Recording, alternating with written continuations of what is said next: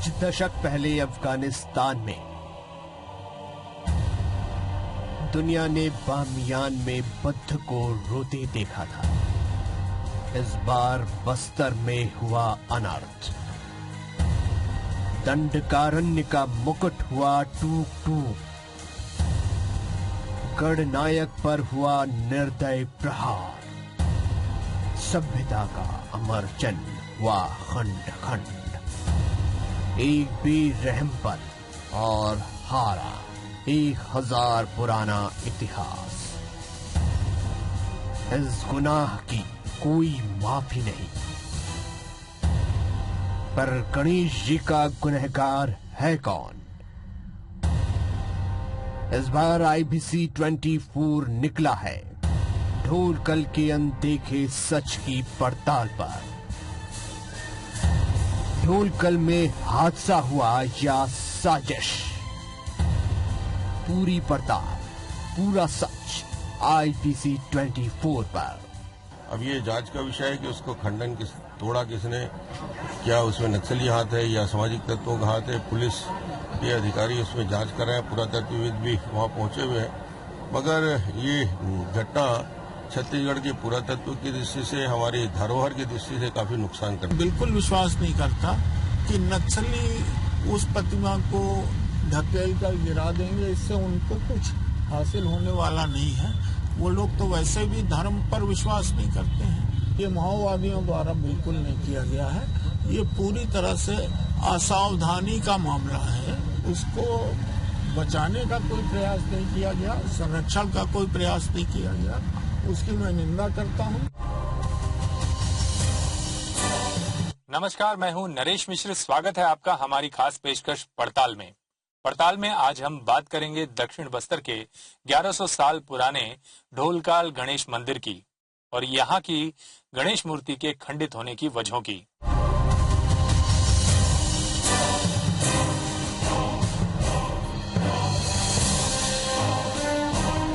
शुक्रवार को दंतेवाड़ा के ढोलकल पहाड़ी में स्थित 1000 वर्ष पुरानी दुर्लभ गणेश प्रतिमा अपने स्थान पर नहीं होने की खबर चारों तरफ आग की तरफ फैली। आज तक इस क्षेत्र में ऐसी कोई भी घटना सामने नहीं आई थी, तो फिर क्यों इस ऐतिहासिक मूर्ति का ये हाल हुआ? किसी ने इसे प्राकृतिक तौर पर गिरने की बात कही, तो किसी ने असामाजिक तत्वों की करतूत माना, तो कोई इस मूर्ति को नक्सलियों की हरकत बता रहा है। इन सभी बातों में कितनी सच्चाई है, कितना दम है और क्या है ढोलकल पहाड़ी पर मौजूद मूर्ति के गिरने की सच्चाई, ये जानने की कोशिश की IBC 24 की टीम ने। ढोलकाल गणेश मंदिर आम पर्यटक स्थल नहीं है। पिछले कुछ समय से ही ये इलाका खासा चर्चित हुआ और चूंकि नक्सल प्रभावित इलाका है और घने जंगलों के बीच ये पर्यटक स्थल है जहां तक पहुंचना भी आसान नहीं होता। यदि आपके पास गाइड ना हो तो आप इस इलाके में आसानी से भटक सकते हैं। ऐसे में ये बड़ा सवाल उठता है कि इतने मुश्किल इलाके में, इतने दुर्गम जगह पर पहुंचकर आखिर कैसे किसी ने इस मूर्ति को तोड़ने का दुस्साहस किया।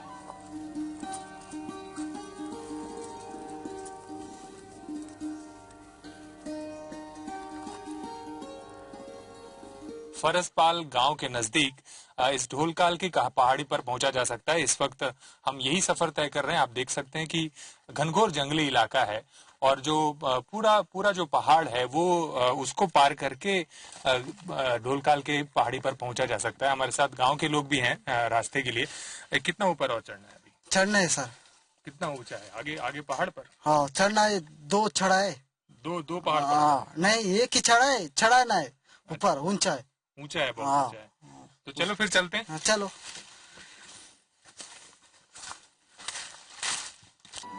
अगर आपने खुद इस स्थान तक पहुंचने की कोशिश की तो आप रास्ता भटक भी सकते हैं, क्योंकि आपको 5 से 7 किलोमीटर तक सीधी चढ़ाई चढ़नी होगी।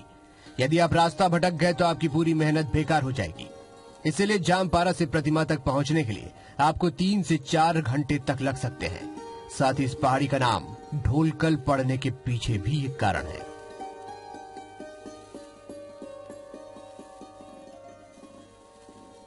ढोलकाल पहाड़ का नाम ढोलकाल इसलिए पड़ा क्योंकि ये ऐसा लगता है कि पर्वत श्रृंखलाओं के बीच, कई बड़े बड़े पर्वतों के बीच में ढोल की तरह एक पर्वत रखा हुआ है और इसके ठीक ऊपर एक तरफ गणेश की मूर्ति है और उसके ठीक समानांतर बराबर शिव की भी प्रतिमा कभी यहाँ रहा करती थी। ये ग्रामीण बताते हैं यहाँ के। ये दो बड़े पर्वत हैं जिन पे चढ़ना भी आसान नहीं है, और ये सोचना तो और भी मुश्किल है कि वर्षों पहले यहाँ पर कैसे लोगों ने भगवान की मूर्ति बनाई होगी, उसे यहाँ पर स्थापित किया होगा। इस बेहद दुर्गम स्थान पर वर्षों से लोग पूजा पाठ के लिए, जो लोग इस स्थान को जानते हैं, वो यहाँ पर आते रहते थे, पर बाहरी लोगों का आना जाना यहाँ पर काफी कम था। पिछले 3 सालों से ही बाहरी लोगों की आवाजाही इस इलाके में बढ़ी है, पर अब जब ढोलकाल की मूर्ति खंडित कर दी गई है, तो यहाँ पर आने पर ही मालूम चलता है कि इन पर्वत श्रृंखलाओं पर ऊंचाई में और भी मूर्तियां स्थापित की गई थी। अपनी पड़ताल के दौरान जब हमने लोकल गाइड से इस जंगल और मूर्तियों के बारे में जानना चाहा, तो उसका ये कहना था कि इस जगह पर पहले कई और मूर्तियां थी, लेकिन देख रेख के अभाव में तस्करों ने यहाँ से मूर्तियां चोरी कर ली।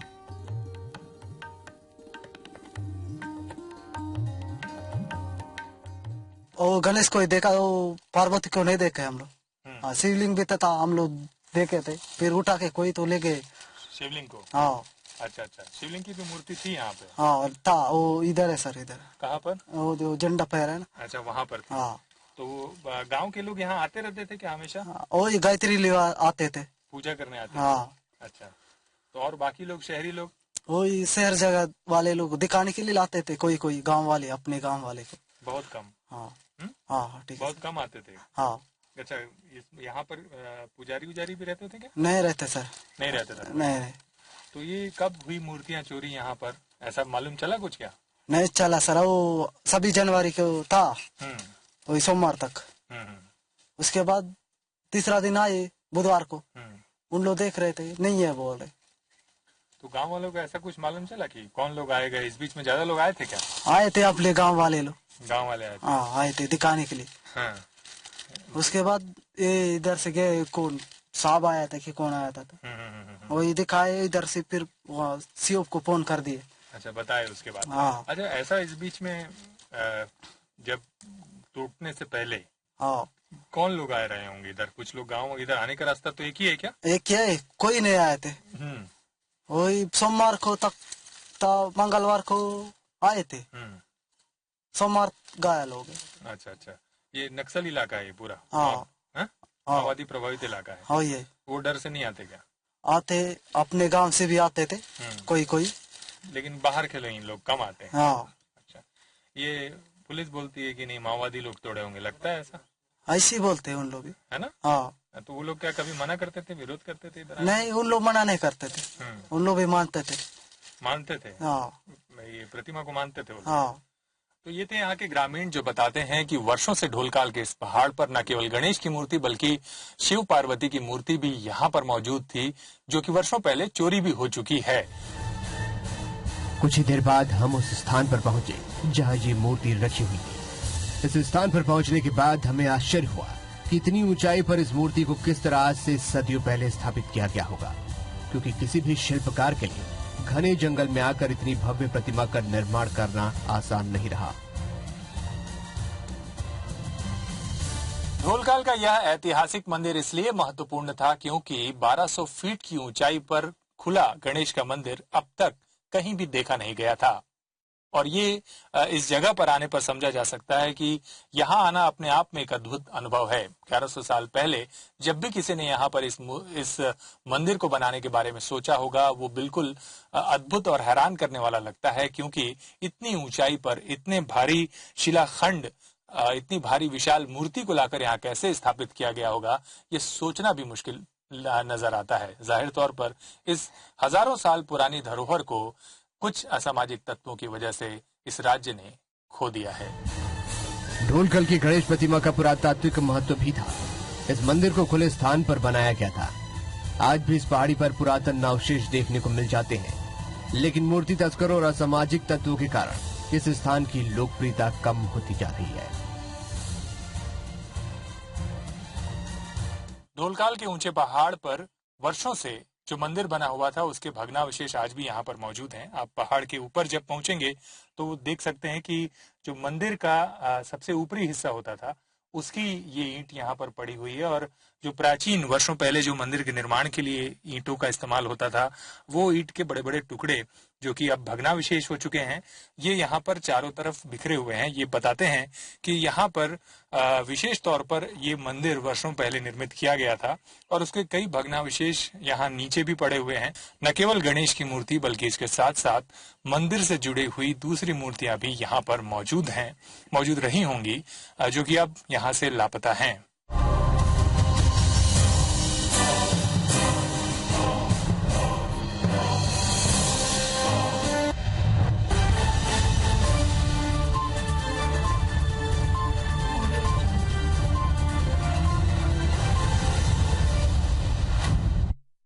दक्षिण बस्तर में पुरातात्विक महत्व की धरोहरों की भरमार है।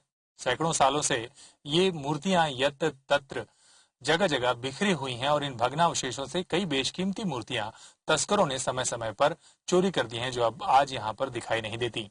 ढोलकाल में भी ऐसा ही मामला है। यहाँ पर प्रशासन या सरकार के पहुंचने से पहले केवल गणेश मूर्ति ही अकेली बची थी। इससे पहले जो यहाँ मंदिर में दूसरी मूर्तियां मौजूद थीं, वो पहले ही चोरी जा चुकी थीं, जो कि लोगों को देखने तक को नहीं मिली। दक्षिण बस्तर के दूसरे इलाके में भी प्रशासन, सरकार या पुरातत्ववेत्ताओं के पहुंचने से पहले मूर्ति तस्कर पहुंच चुके थे। प्राचीन गणेश की प्रतिमा का ध्वंस बेहद गंभीर घटना है। अगर यह कुदरती नहीं तो बारीकी से जांच की जानी चाहिए, लेकिन अगर तुरंत किसी फैसले पर पहुंच जाए तो शायद प्रतिमा के खंडित होने की हकीकत कभी सामने ही ना आ पाए। जांच अभी प्रारंभिक स्तर पर है, लेकिन पुलिस शुरुआती दौर में इस घटना को किस तरह देख रही है, ये जानने की कोशिश की हमने। मूर्ति को मौके से बरामद कर लिया गया है। पुलिस की टीम, प्रशासन की टीम मौके पर पहुंची थी और मूर्ति का लगभग 80% जो हिस्सा है वो बरामद कर लिया गया है। नजदीकी जो फरसपाल थाना है वहां पर ये खंडित मूर्ति को रखा गया है। हमारे साथ थानेदार भी मौजूद हैं। आप लोगों ने कब बरामद किया इसको और कितने टुकड़ों में ये बढ़ गई? लोगों के सहयोग से इसे जो अज्ञात माओवादियों द्वारा जो ढकेल के गिराया गया था, उसको बरामद करने के बाद इसको हम बरामदगी पंचनामा बनाने के पश्चात इसको जो है सुरक्षित पंचायत को सुपुर्द किए थे।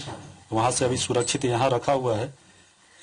इसके बाद फिर आगे की प्रक्रिया जो है, इसमें अपराध पंजीबद्ध करने के बाद आगे जो है कार्यवाही जो है विवेचना चल रही है। ये थे फरसपाल के थाना प्रभारी अनंत प्रधान, जो कि बता रहे हैं कि ये जो करतूत है माओवादियों के द्वारा अंजाम दी गई है और ये इस तरह की पहली घटना होगी जहां पर माओवादियों के खिलाफ मामला पंजीबद्ध हुआ है, वो भी मूर्ति को खंडित करने का। आप देख सकते हैं ये मूर्ति बेहद प्राचीन, बेहद खूबसूरत मूर्ति और अब तक खुले जगह पर इतनी ऊंचाई पर कोई मूर्ति यदि विराजित की गई हो तो वो इस तरह की अकेली मूर्ति थी। इस मूर्ति की खास बात यह थी कि करीब 2.5 फीट ऊंची गणेश की प्रतिमा थी। छिंदक नागवंशी काल की ये मूर्ति है और अगर आप मूर्ति को खंडित हिस्से को भी देखें तो इसकी खूबसूरती का अंदाज लगाया जा सकता है कि ये किस कदर खूबसूरत मूर्ति है। जो मुकुट है वो करकंड मुकुट है ऊपर, जो कि अब खंडित हो चुका है। खास किस्म का मुकुट है जो कि विशेष तौर पे गणेश जी की मूर्ति में ही बनाया जाता है। एक शास्त्रीय पद्धति होती है। ये तो पुलिस का पक्ष था, लेकिन क्या वाकई माओवादियों की हरकत है? कहना मुश्किल है कि सच क्या है, पर स्थानीय लोग पुलिस की थ्योरी से सहमत नजर नहीं आते। ढोलकाल पहाड़ से 8 किलोमीटर दूर फरसपाल का कोटवार पारा है। ये सबसे नजदीकी गांव है जहां पर से होकर ही ढोलकाल पर्वत पर जाया जाता है। वर्षों से ये जो ग्रामीण हैं ये इस पर्वत पे आया जाया करते थे। यहाँ पूजा करने भी इस गांव के कुछ लोग हमेशा जाया करते थे। जब से ये घटना की जानकारी इस गांव वालों को भी मिली है, तब से गांव वाले भी सकते में हैं और परेशान हैं। कई तरह की बातें हैं गांव वालों के पास। क्या आप लोग रात में उस दिन हेलीकॉप्टर की आवाज सुने थे? क्या लगता है आपको किन लोगों ने किया होगा ऐसा? चंबर दिन के, लेकिन हेलीकॉप्टर भी आया है, लेकिन उतने नहीं जानते जा। आप नहीं जानते? हाँ। हेलीकॉप्टर का आवाज सुने थे आप लोग? सुने में हेलीकॉप्टर आया था, आवाज सुनाई दे रहा था। हाँ। कब? सोमवार को सुनाई दे रहा था। क्या लगता है आप लोग को किसने किया होगा? इतने सालों से कब से है मूर्ति यहाँ पर? मूर्ति तो हम लोग नहीं जानते सर। हम जब जंगल जमीन पैदा हो उस समय से है सर। और 26 जनवरी के दिन गए थे 4 गाड़ी, उन लोग जाके आपस आए कि मूर्ति नहीं है। ये लोग काफी परेशान है इस घटना के बाद से सभी को, क्योंकि वर्षों से इस इलाके की पहचान थी ये ढोलकाल की मूर्ति, और लोगों में इस बात की नाराजगी है कि बाहर के लोगों का आना जाना जब से शुरू हुआ तब से इस तरह का घटनाक्रम हुआ है। ग्रामीणों को कई तरह का शक भी है कि उस रात एक हेलीकॉप्टर आया, हेलीकॉप्टर की आवाज आई और वो भी यहाँ से काफी जल्दी चला गया, तो ऐसा तो नहीं कि उस वजह से टूटा हो या और कोई कारण हो। फिलहाल इस बात को लेकर रहस्य गहराया हुआ है और लोगों को इस बात की आशंका है, लोग इस बात को लेकर परेशान हैं कि आखिर ये सब घटनाक्रम हुआ कैसे। क्या ये किसी तस्कर गिरोह का काम हो सकता है? इस आशंका पर भी पड़ताल चल रही है। दंतेवाड़ा जिले में ऐतिहासिक प्रतिमाओं की चोरी की कुछ घटनाएं पहले भी हो चुकी है। पिछले दशकों से ऐतिहासिक धरोहरों की तस्करी के मामले सामने आते रहे हैं। 6 महीने पहले ही दंतेवाड़ा मंदिर से भैरव और नटराज की प्राचीन मूर्तियां चुरा ली गई और अब तक इसका कोई भी सुराग हाथ नहीं लगा। कुछ साल पहले यहाँ से एक दुर्लभ सूर्य प्रतिमा और शिवलिंग के भी रहस्यमय ढंग से गायब होने की बात कही जाती रही। ये आशंका भी जताई जा रही है कि तस्करों ने पहले प्रतिमा को ले जाने की कोशिश की होगी और असफल होने पर उसे खंडित कर दिया हो।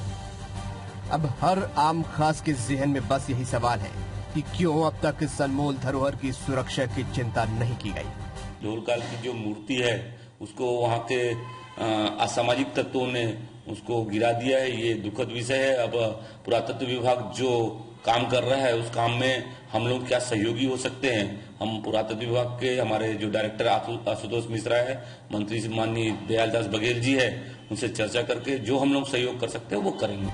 सवाल सवाल और सब सवाल, लेकिन जवाब नदारद। पर एक सच शूल की तरह समय के सीने में धंस गया है। वह ढोलकाल की वो जादुई गणेश प्रतिमा जो अब छिन्न भिन्न हो चुकी है। हमारी अनमोल धरोहर मिट चुकी है। शायद ये प्रतिमा फिर से जुड़ जाए और अपनी पुरानी जगह पर स्थापित भी हो जाए, पर यह सच कभी नहीं बदलने वाला कि हम उस गुनाह अजीम के हिस्सेदार हैं जिसने सभ्यता के एक दृढ़ स्तंभ को अपनी आंखों के सामने ढहने दिया और कुछ नहीं किया, कुछ भी नहीं। यह काम शरारती तत्वों ने किया हो या फिर माओवादियों ने, पर अब सच ये है कि इस राज्य ने एक बेहद बेशकीमती पुरातात्विक महत्व की धरोहर खो दी है।